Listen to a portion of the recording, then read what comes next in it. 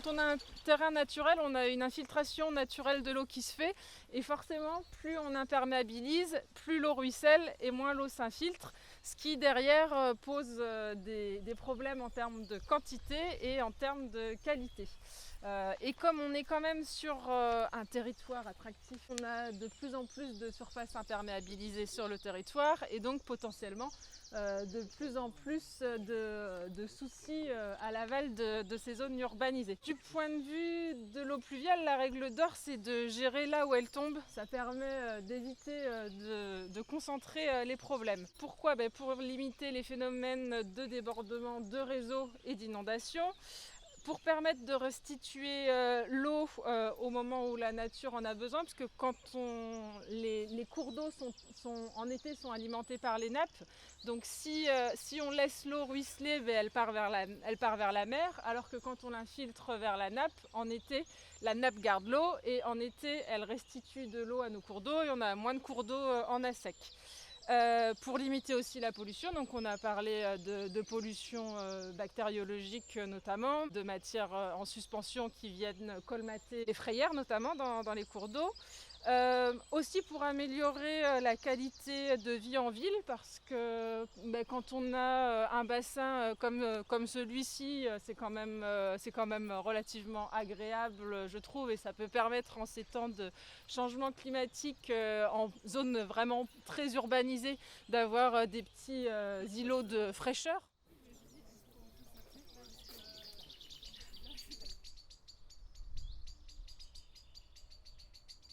L'important, c'est de bien prendre en compte cette thématique de gestion des eaux pluviales dès les documents d'urbanisme, en l'intégrant de façon que ce soit bien pris en compte dans le règlement du PLU, dans les orientations d'aménagement. Et derrière, il appartient aussi aux élus, aux services instructeurs de vérifier que cette problématique eau pluviale a vraiment été prise en compte en amont, qu'elle n'a pas été bricolée en aval sur les projets d'aménagement.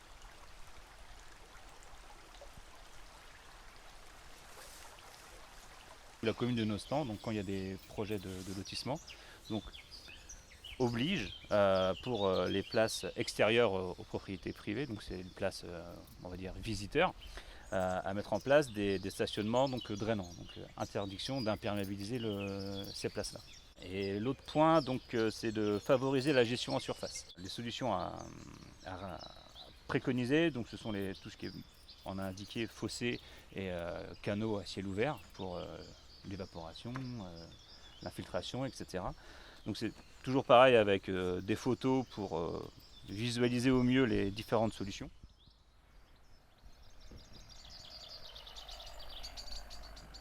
C'est un aménagement qui a pris en compte la gestion des eaux pluviales, qui a bien pris en compte cette thématique dans le projet. Le classique, c'est les places de parking donc, perméables. Donc les eaux s'infiltrent dedans.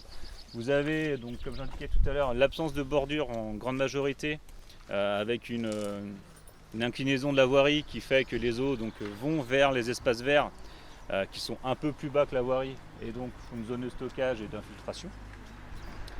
Et vous avez aussi pour tout ce qui est donc, voirie rond-point, on a quand même quelques grilles qui sont présentes. Et elles arrivent derrière vous. Vous avez, c'est une petite noue qui longe tout en bas et qui permet du coup d'infiltrer les eaux de la voirie. Donc ça fait que dans cet aménagement, vous avez plusieurs petits systèmes de gestion des eaux pluviales qui permet donc de limiter le rejet au fossé qui est plus bas et à l'arrière des têtes qui se trouve quelques centaines de mètres en aval. Il faut imaginer que sous les parterres, vous avez donc tout un aménagement donc, paysager comme ceci, avec des copeaux. Et en dessous de ces copeaux, vous avez un drain qui permet à l'eau de s'infiltrer plus facilement. Et si vraiment il y a trop d'eau, ça déborde et ça rejoint une grille pour aller dans le fossé, mais ça c'est vraiment en cas de très forte eau.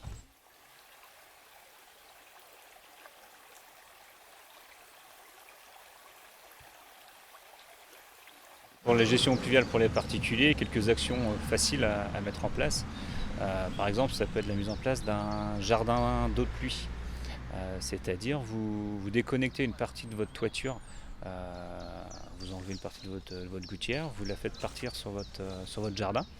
Et vous voyez bien l'infiltration, si ça vous plaît ou si ça ne vous plaît pas, si ça infiltre suffisamment. Mais c'est quelque chose de très simple qui permet aussi à la biodiversité de s'installer. Parce que si vous laissez un petit peu longtemps, vous verrez des joncs arriver, de la végétation typique de zones humides, avec des animaux aussi, de la faune qui va être adaptée à ces espèces végétales. Donc voilà, c'est un petit truc simple à proposer aux gens, c'est de déconnecter leurs eaux pluviales pour infiltrer dans leur jardin quand c'est possible.